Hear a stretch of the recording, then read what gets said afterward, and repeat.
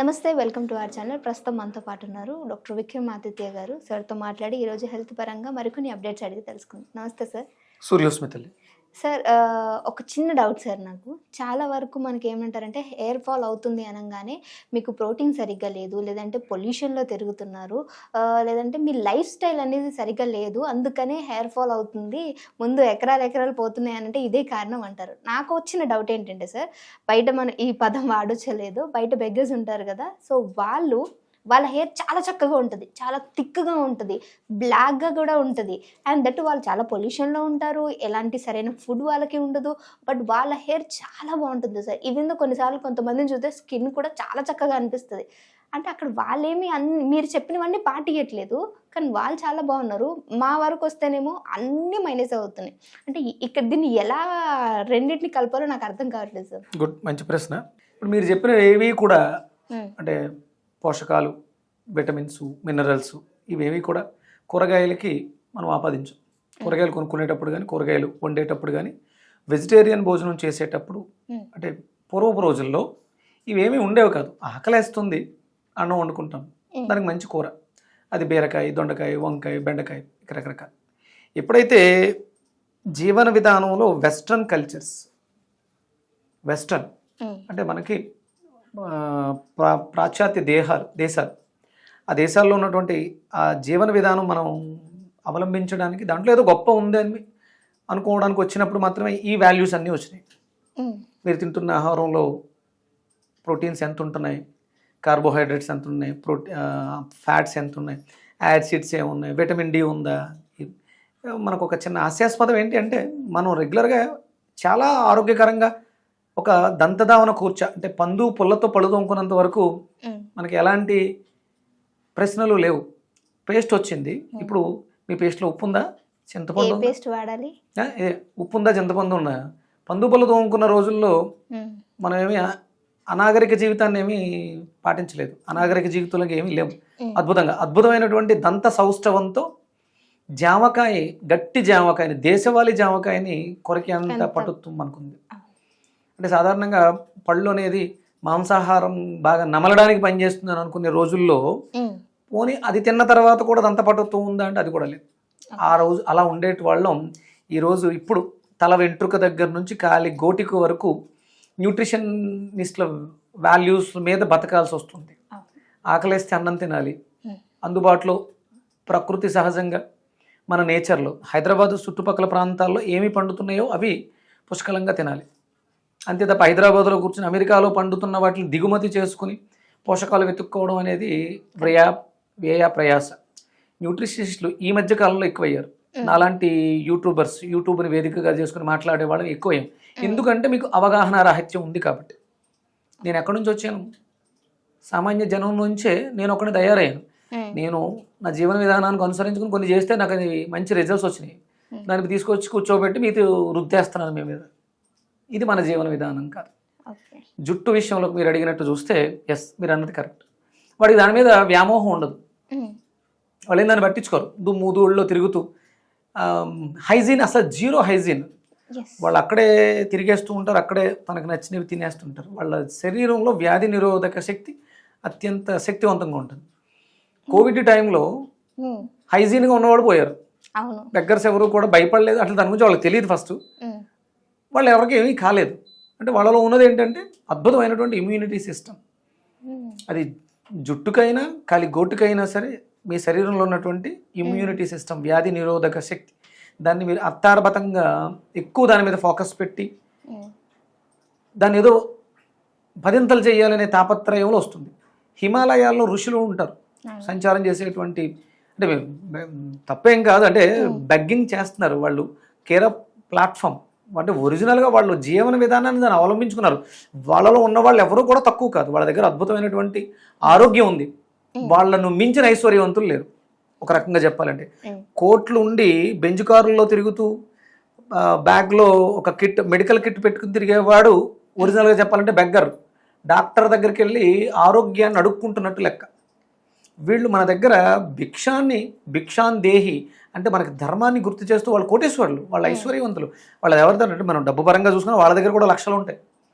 వాళ్ళ మన దగ్గర అడిగి తీసుకుని, అంటే మనం చేసినటువంటి పాపాలని, మనం చేసిన కర్మల్ని, మనం ఇచ్చేటువంటి ఆ రూపాయి 10 రూపాయల నాణ్యం ద్వారా మన కర్మని ట్రాన్స్ఫర్ చేసుకుని కూడా దాన్ని భరిస్తున్నారు వాళ్ళు. విషాన్ని కంఠంలో దాచుకున్నటువంటి పరమేశ్వరుడు ఎలా అయితే జీవనాన్ని సాగిస్తున్నాడు, వాళ్ళు కూడా మన పాపాలని తీసుకోవడానికి మన కోసం ఆ బెగ్గింగ్ చేస్తున్నారు. బెగ్గర్స్ అంటూ లేకపోతే కర్మ ప్రారంధం ఎలా ట్రాన్స్ఫర్ అవుతుంది? పాపాలు చేసాం, ఇది దానం చేస్తే పోతుంది, ఏదైనా డొనేట్ చేయాలి, తీసుకునే వాళ్ళు లేకపోతే ఎవరికి దానం చేస్తాం? ఎవరికి చేయలేదు. వాళ్ళేమి సామాన్యులు కాదు. అంటే వాళ్ళకి ఇచ్చిన ఆ పదం కొంచెం మనకి కింద స్థాయిలో ఉంటుంది. అంటే తీసుకునే చెయ్యది, ఇచ్చే చెయ్యి. ఇచ్చే చెయ్యి ఉంది, తీసుకునే చెయ్యి లేదు. వాళ్ళు చాలా వాల్యుబుల్. అందుకని వాళ్ళకి ఈ dermatology problems, hair problems, eye problems, వాళ్ళకు కూడా ప్రాబ్లమ్స్ వస్తుంటాయి యాక్సిడెంటల్గా. తప్ప జీవన విధానంలో ఎలాంటి ఇబ్బంది ఉండదు వాళ్ళకి. ఎందుకంటే వాళ్ళు హైజీన్ పాటించరు. ప్రకృతి సహజంగా వర్షానికి తడుస్తూ ఎండకి ఎండుతూ, అంటే ఇప్పుడు హైదరాబాద్ సిటీస్ లాంటిలో మనకి కామన్గా పొల్యూషన్ ఎక్కువగా ఉంటుంది. అలాంటి సందర్భాల్లో కూడా వాళ్ళు చాలా బాగుంటారు. కాకపోతే ఆ పొల్యూషన్ వల్ల, ఆ కార్బన్స్ వల్ల లంగ్స్ ప్రాబ్లం వస్తుంది వాళ్ళకి, ఊపిరితిత్తుల సమస్య. కాకపోతే వాళ్ళ జీవన విధానం లాంగ్ రన్ ఉండదు. ఉన్నన్ని రోజులు ఆరోగ్యంగా హ్యాపీగా బతికేస్తారు. సడన్గా జీవితాన్ని విడిచిపెట్టి వెళ్ళిపోస్తారు.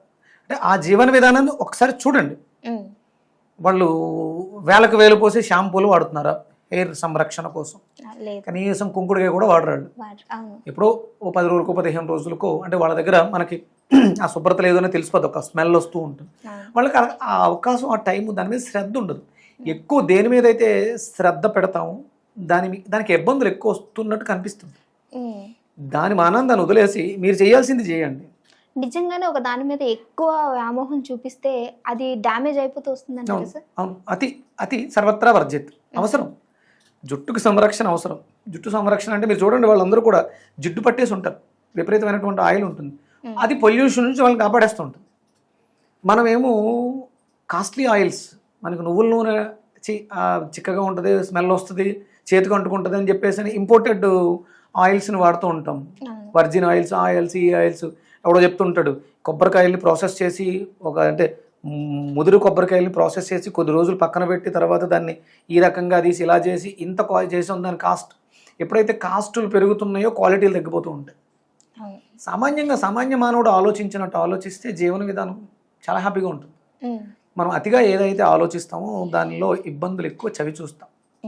అందుకని శరీరాన్ని, దానికి గుణం ఉంది. హెయిర్ ఫాల్ని నేను ఛాలెంజ్ చేసి చెప్తున్నాను, ఎవడూ ఆపలేడు. సృష్టిలో ఎవడూ కూడా హెయిర్ ఫాల్ని ఆపడం ఎవరి వల్ల కాదు. వైట్ హెయిర్, గ్రే హెయిర్ వైట్గా మారడాన్ని ఎవడూ ఆపలేడు. తాత్కాలికంగా ఆపొచ్చు అంటారు. అదే దాన్ని అప్పుడు ఆపడం కాదు, మేనేజ్ చేయడం అవుతుంది. జుట్టు ఊడటం అనేది అంటే ప్రతిదానికి ఒక సెల్కి లైఫ్ ఉంటుందమ్మా. ఒక్కొక్క సెల్కి ఒక్కొక్క లైఫ్ ఉంటుంది. ఆ లైఫ్ స్పాన్ అయిపోయిన తర్వాత రాలిపోతుంది. మళ్ళీ ఆ స్థానంలో కొత్త ఇంటికి వస్తుంది. హిమాలయాల్లో ఉన్నారు సాధువుల వాళ్ళు, వాళ్ళకి జటలు కట్టేసి ఉంటుంది. అంటే ఊడిపోయిన ఇంటికి అక్కడే ఉండిపోయి ఉండగట్టేసింది, కొత్త ఇంటికి వచ్చేసింది దాని స్థానంలో. అది అలా పెరుగుతూనే ఉంటుంది. ప్రతిదానికి ఒక లైఫ్ ఉంటుంది. పుట్టుక నుంచి జుట్టు పెరుగుతుంది అంటే అది పోయేంత వరకు అది పెరుగుతూనే ఉంటుంది. దానికి తగ్గ పోషకాలు ఇవ్వకపోతే సెల్ జనరేషన్ ఉంటుంది, గ్రోత్ ఉండదు, నువ్వు ఉంటుంది. దానికి కావాల్సినటువంటి పోషక విలువలన్నీ కూడా మనకి ప్రకృతి సహజంగానే లభిస్తాయి తప్ప సింథటిక్స్ కాదు. మీ జుట్టు బాగా పెరగాలంటే మెలనిన్ కావాలి. మెలనిన్ ఎందులో ఉంది అంటే మనకు అన్ని రకాల దాంట్లో కొంచెం కొంచెం వస్తుంది. దాన్ని టాబ్లెట్ల రూపంలో సప్లిమెంట్స్, విటమిన్ డి ఒక 60,000 రోజుకు ఒక 60,000 టాబ్లెట్, B12 ఒక 500,000 mg, ఐరన్, ఇలా సప్లిమెంట్ మీదకి వెళ్ళిపోతే ఆరోగ్యాలు పాడవుతాయి తప్ప మీరు అనుకున్నది సాధించలేదు. న్యాచురల్, సహజ సిద్ధంగా శరీరానికి కావాల్సి ఇవ్వండి. మీరు వాళ్ళ జీవన విధానాన్ని చూడండి. అంటే వాళ్ళు చేసే పనిని కాదు, వాళ్ళ జీవన విధానంలో వాళ్ళు చాలా హ్యాపీగా పచ్చడి మెతుకులను కూడా తినేసి ఎలాంటి ఇబ్బంది లేకుండా హాయిగా బ్రతికేస్తుంటారు. అంటే పచ్చడి మెతుకులు కూడా తినడం తప్పు, వాళ్ళకి దారి లేదు. అది వాళ్ళు దానికి అలవాటు పడిపోయి ఉన్నారు. దాంట్లోంచి వాళ్ళు మార్చుకోవాల్సిన విధానం ఒకటి ఉంటుంది. బాగా సంపన్నులం, అన్ని అవకాశాలు ఉన్నాయి, ఎక్కువగా తినేస్తే రోగాలు వస్తాయి. అవసరానికి తింటే హ్యాపీగా ఉంటారు. వాళ్ళు అవసరానికి తింటారు, ఎక్కువగా నిలబడి ఉంటారు, ఎక్కువ నడుస్తూ ఉంటారు. ఆ శ్రమ మనకు లేదు. వాళ్ళలో మనం చూడాల్సింది ఏంటంటే ఎక్కువ వాళ్ళు ఉదయం 6 గంటల దగ్గర నుంచి నైట్ 10-11 గంటల వరకు తిరుగుతూనే ఉంటారు. శుభ్రంగా సాయంత్రం వెళ్ళి హ్యాపీగా పడుకుంటారు. ఆ శ్రమ ఎక్కువ ఉందిగా, మన దగ్గర శ్రమ లేదు. మనం బయటకు వెళ్తున్నామంటే క్యాప్ పెడతాం, దానిపైన ఇంకో గొడిగేస్తాం, లేకపోతే ఏసీ కారుల్లో ఉంటాం. దానివల్ల హైజీన్ అయి ఊడిపోతుంది. ఎస్. అందుకని సున్నితంగా కాదు, సుఖంగా ఉండండి. జుట్టు బాగుంటుంది, అది అవసరం, మనిషికి చాలా అవసరం జుట్టు. ఎందుకంటే మన మెదడును రక్షించడానికి అక్కడ పెట్టాడు. అంటే మన శరీరం అంతా కూడా వెంట్రుకలు ఉంటాయి, కానీ ఆయా ఆర్గాన్స్కి సపోర్ట్ దానితో అంత అవసరం లేదు. మెదడుకి సపోర్ట్ ఎక్కువ అవసరం కాబట్టి అక్కడ జుట్టు స్థానంలో పెట్టారు. మీరు దాన్ని కోల్పోతున్నారంటే లోపల మెదడుకి సంబంధించిన ఇంటర్నల్గా ఏదో డ్యామేజ్ జరుగుతుంది, దాని మీద దృష్టి పెట్టండి. ఓకే. అతి సర్వత్రా వర్జిత. మీరు ఏం చేసిన కెమికల్ షాంపూసు, ఇంటేక్ మెడిసిన్ ఏదైనా మెడిసినే. విటమిన్ డి సప్లిమెంట్ ఇస్తున్నారంటే అది కూడా మెడిసిన్, అది కూడా హార్మ్ఫుల్. ఏదైనా న్యాచురల్గా న్యాచురల్ ప్రకృతి సహజంగా మీకు దొరికేటువంటి పదార్థాలు. అందుకని నేను లియో డైట్ అదే చెప్తుంది, సింహంలా బ్రతకాలి, దొరికింది తినాలి, దొరికించుకుని తినడం ప్రయత్నం చేస్తాం. దొరికింది తినాలంటే మన ప్రాంతాల్లో ఏవైతే ఉన్నాయో అవి తినాలి. ఆకలేస్తే తినాలి, ఆకలి సహజ సమయానికి వెయ్యాలి. ఆకలేస్తే తినాలంటే ఎప్పుడు పడితే అప్పుడు ఆకలేస్తే అది రోగం. ఆకలి మధ్యాహ్నం 12 గంటల నుంచి 1 గంట 1 గంటన్నర మధ్యలోనే వేయాలి. ఆ తర్వాత ఆకలి వేసినా తినకూడదు, సమయం దాటేవు కాబట్టి, తప్పు చేసేవు కాబట్టి.